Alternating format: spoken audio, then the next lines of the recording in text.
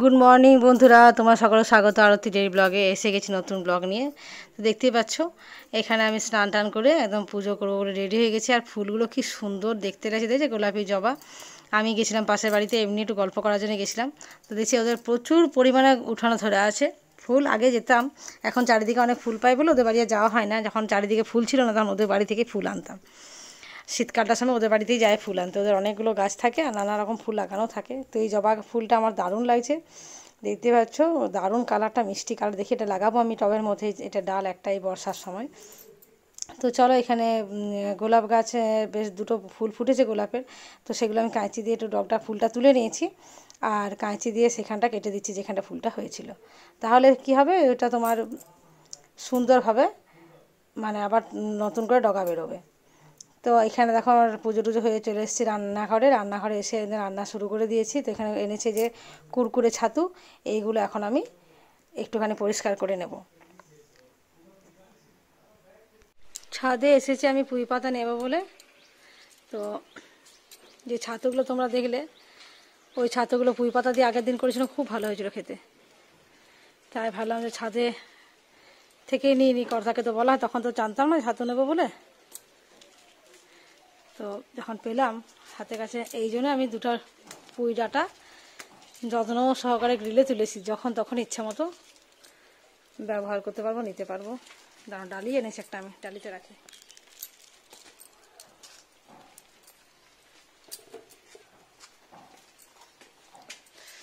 কি সুন্দর লতটা হয়েছে।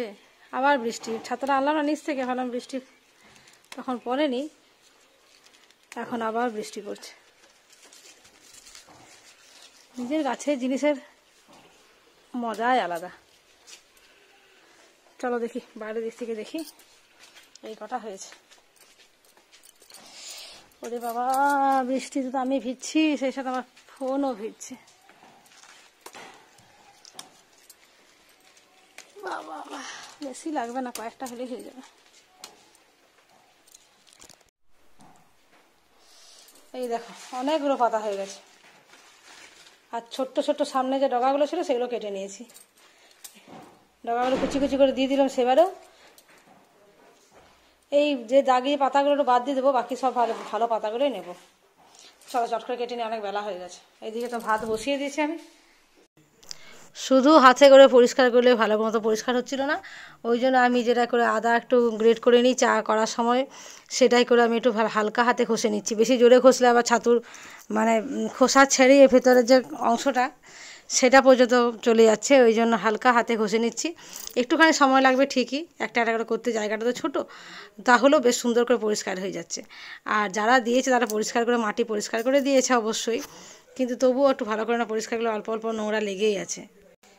চলো, এগুলো আমি পরিষ্কার করে নিয়েছি। আর এখানে ছাতুগুলো মাঝখান থেকে যেগুলো বড় টুকরো করে নিয়েছি মাঝখান থেকে। আর কতটা নোংরা বেরিয়েছে দেখো। দুই একটা তো ভেতরে কালো ছিল, সেগুলো ফেলে দিয়েছি। আর যেটা তোমার একদম ঘষাটা মানে গাটা ঘষেছি, সেগুলো ওরকম মানে কাদাটা বেরিয়েছে, দেখলে অনেকটা পরিমাণে বেরিয়েছে। তো এতটা নোংরা পেটে যেত। তো যাই হোক, চলো এটা পরিষ্কার করে নিয়েছি। আর ছাতুটা পরিমাণটা অনেক ছিল, 300 গ্রাম ছিল। তো এটা আমি কড়াইয়ে দিয়েছি, কড়াইয়ে একটু নুন হলুদ দিতে কত জল বেরিয়েছে। তো ছাতুটা আমি ভেজে সরিয়ে রাখলাম। আর এখানে যে ঝিঙে অল্প ছোটো ছোটো সাইজের ছিল, কচি কচি একদম, সেগুলো দুটো কেটেছি। আর পুঁইটা তো দেখতেই পেলে ছাদ থেকে নিয়ে এলাম। একটুখানি কালো জিরে ফোড়ন দিয়ে আর নুন হলুদ দিয়ে নাড়াচাড়া করে আর একটু সরষে দিয়ে দিয়েছি, ব্যাস আর কিচ্ছু না। আর ছাতুটার সাথে অ্যাড করে নিলাম। এটা এতে মানে সুন্দর লাগে, দারুণ খেতে হয় এটা। আর যে কোনো ছাতুতে বেশি মশলা দিলে কিন্তু ছাতুর যে একটা স্মেল বা গন্ধ, ওটা কিন্তু চলে যায় রসুন পেঁয়াজ দিলে। তাই আমার দিদিমা বলতো, যে কোনো মানে ছাতু রান্না করলে কিন্তু আমার দিদিমাকে দেখেছি রসুন পেঁয়াজ কিছু দিত না। তো যাই হোক, চলো আমি শুধুমাত্র সরষে দিয়েই করি এসব ছাতু পেলে বা যে কোনো ছাতু পেলে। একমাত্র যে পরব ছাতুটা হয় দুর্গাপূজার আগেটাই হয়, ওটা একটু আদা রসুন দিয়ে করলে ভালো হয় আর কি, খেতে মাংসের মতো হয়, ওটা আলাদা জিনিস। আর এই সব ছাতুগুলো কুরকুরে ছাতু বা যে ছোটো ছোটো ছাতার মতো যে ছোটো ছোটো ছাতুগুলো হয় বর্ষার দিনে, সেগুলোতে কিন্তু শুধুমাত্র সরষে দিলে বেশি খেতে ভালো লাগে। তো যাক, চলো একদম এটা সুন্দরভাবে হয়ে গেছে। আর একটুখানি ঢাকা দিয়ে রেখে দেবো এটা, আর একটু নরম হবে। অল্প পরিমাণে জল দিয়ে দিচ্ছি, হাফ কাপ মতো। আর এবার এটাকে ঢাকা দিয়ে গ্যাসটা কমিয়ে রেখে দেবো, নিজের মতন করে এটা হতে থাকবে। ঝিঙের জল তো আছেই, সেই সাথে ঝিঙের জল পুঁই শাকের জল বেরোবে। আর এটা একদম শুকনো শুকনো ড্রাই করে নামাবো। এটা আমার ছেলেও খেতে ভালোবাসে, আমি এদের রান্না করলাম, ভাবলাম তো খাবে না, কিন্তু এটা খেতে দিচ্ছি, ভালোই পছন্দ করছে ও। তো চলো এখানে রান্নাটা কমপ্লিট হয়ে গেছে, আর এর মধ্যে আমি এখন দিয়ে দিচ্ছি সরষের তেল, ওপর থেকে একটুখানি সরষের তেল দিলে রান্নার গন্ধটা একটা অন্যরকম হয়, ভালোও লাগে খেতে। তো একটুখানি সরষের তেলে ভালো করে মাখিয়ে এটা এবার নামিয়ে নেব। আর বাড়িতে এই ছাতুটা দুবার রান্না হলো, আমার মেয়ে একবারও পেলো না।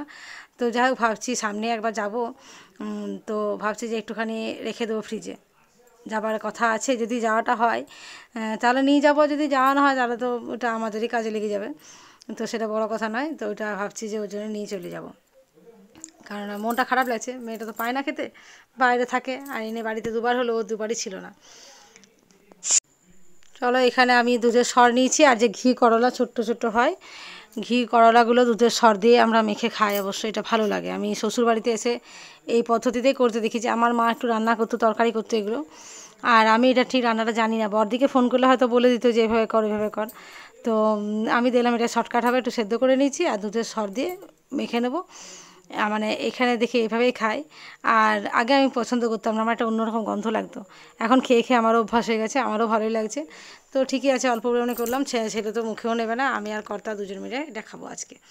তো চলো দুপুরে খাওয়া দাওয়া শুরু হয়ে গেছে, এই দুপুরে কী কী খেলাম পুরো টোটাল থাইটা তোমরা আমার শর্ট ভিডিওতে দেখতে পাবে।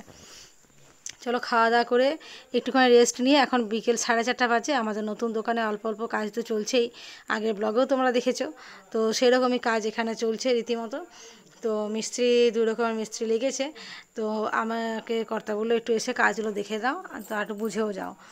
তো যাই হোক, এখন তো আমি ওর সাথে সব জিনিসটা দেখার চেষ্টা করছি, বোঝার চেষ্টাও করছি, তো সেই জন্য চলে এসেছি দোকানে, আর এটা খানিকক্ষণ থাকবো তো বেরিয়ে যাব। তো চলো ওখান থেকে আমি বেরিয়ে গেলাম, আজকে ডোনা কাকিমা ওর দিদি আজকে আমাদের বাড়িতে আসবে, তো সেই জন্য তাড়াতাড়ি ফিরে চলে এলাম। রাস্তাঘাট দেখতে পাচ্ছ, বৃষ্টি হচ্ছে, এত কাদা, এদিকে যে ওভারব্রিজটা হচ্ছে তার পাশে যে টেম্পোরারি রাস্তাটা করেছে, প্রচণ্ড কাদা, যাওয়া আসার প্রচুর অসুবিধা হচ্ছে। তো চলো এই যে এখন বাজে রাত 8টা, আমার রাত্রে খাবার হয়নি, কেননা বাড়িতে প্রচুর কাস্টমার ছিল, আমি আসার পর থেকে বাড়িতে প্রচুর ভিড় ছিল, তো সেই জন্য আমি আর রান্না করে উঠতে পারিনি, সময় পাইনি, আর তা করতে আর এরা চলেও এসেছে। তো দেখো কাকিমা আমাদের জন্য কি নিয়ে এসছে, দেখো দাঁড়া এটা খুলে দিতে হবে, আমি ডোনাকে বললাম ওর একটু খোল, কী এনেছিস দেখি, আর আমার যারা আছে ইউটিউব বন্ধু তারাও সবাই দেখবে।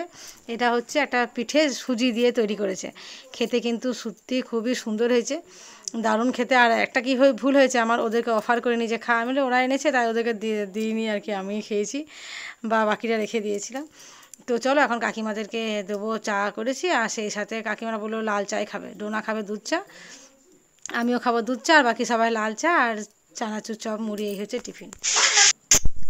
এখন বাজে রাত 10টা 15 মতন, কাকিমা এরা সব বাড়ি চলে যাচ্ছে, তো খাওয়ার কথা অবশ্য বলা হয়নি, একটু গল্প করার জন্য এসেছিলো, তো এখনও মনে হচ্ছে যে না খাওয়ার কথা বললে ভালো হতো, কর্তা বলেছিল যে খাওয়া দাওয়া করে যাও, তো কাকিমা বললো না খাওয়ার তো খাবার হয়েছে। আর ডোনা কোয়েল বললো যা খাইছি টিফিন তাতে করে নাকি আর খেতে হবে না ওদের, যাই হোক এখন বেরিয়ে যাচ্ছে, টাটা, যাবো যাবো যাবো রাস্তা তাই বটে, ওই যে রাস্তাটা ঠিক হয়ে যাবে, তোদের ব্রিজটা হোক তারপর যাবো। হ্যাঁ এ পাশের উদ্বোধনে তুই আসবি, এ পাশের উদ্বোধনে আমি যাবো, এইদিকে আর মুখটার দিকে তুই আসবি, আর ব্রিজের ওদিকের মুখটা আমি যাবো। হ্যাঁ চলো একটু ডোনার সাথে মজা করলাম, যে তোদের বাড়ি যেতে বলছে তোদের বাড়ি, তো আমি বললাম যাবো, কালকে ব্রিজটা তোমার দেখালাম আসার সময়, কালকে যেদিন কমপ্লিট হবে সেদিন তোদের বাড়ি যাবো। তো তার আগেই তো ডোনার বিয়ে, যেতে তো এমনিতেই হবে, তো মজা করছিলাম আর কি। তো চলো এরা সব বেরিয়ে যাচ্ছে, কেউ এলে বাড়িতে খুবই ভালো লাগে, আর চলে গেলে না মনটা খারাপ লাগে, বাড়িটা ভীষণ ফাঁকা হয়ে যায়। চলো রাত্রে তো রান্না হয়নি, এখন আমার আসলে রুটি অল্প করে করব, আর আমি তো খাবো না, আমি অনেক ওদের সাথে বসে খেলাম, আমিও মুড়ি চপ খেয়েছি, ছেলেও খেয়েছে, ওরও খাবার খাওয়ার খুব একটা ইচ্ছে নেই, তার কাকিমারা যে পিঠেটা এনেছে ওইগুলো কয়েকটা খেলাম, পেটটা ভরে আছে। তো এই ডিমটা ডবল ডিমের অমলেট করে দিয়েছি একদম, এটাতে তোমার মাঝখানা কেটে হাফ করে নিচ্ছি, তাহলে তোমার কর্তার আর ছেলের হয়ে যাবে। আর আমি আলু আর পটল ভেজে অল্প সিটি দিয়ে রেখেছি, যাতে করে তাড়াতাড়ি হয়ে যায়, তাহলে সেটা রেডি করা আছে ওই ঝোলটার মধ্যে, আর এই ডিমের অমলেটটা ছেড়ে দেবো। আর সেই সঙ্গে আছে ছানা আছে, তাহলে ছানাটা দিয়ে এটা দিয়ে আজকের রাত্রে খাওয়া দাওয়া হয়ে যাবে। তো আজকের ব্লগটা কীরকম লাগলো সেটা তোমরা অবশ্যই কমেন্ট করে জানাবে। যদি একটুও ভালো লেগে থাকে অবশ্যই একটা ছোট্ট করে লাইক করে দিও। আর যারা সাবস্ক্রাইব করেনি প্লিজ একটু সাবস্ক্রাইব করে পাশে থাকবে। যারা সাবস্ক্রাইব করেছে তাদেরকে অনেক অসংখ্য ধন্যবাদ। চাইবো তোমরা পুরো ভিডিওগুলো দেখবে, তাহলে আমার ভিউজটা ভালো আসবে। স্কিপ না করে দেখো অবশ্যই। হয়তো ঠিকঠাক হচ্ছে না, খারাপ হয়তো লাগছে তোমাদের, তো কী করলে ভালো হবে সেটা আমাকে একটু জানিও, সাজেশন দিও। আর অবশ্যই চাইবো যে তোমরা আমার ভিউটা বাড়াবে, দেখবে আমার ভিডিও। আর কেমন লাগছে অবশ্যই কমেন্ট করবে, তোমাদের বন্ধুদের সাথে পারলে একটু শেয়ার করে দিও। দেখা হচ্ছে আগামীকাল নতুন ভিডিওতে। আজকের মতো রাখি, গুড নাইট, ভালো থেকো।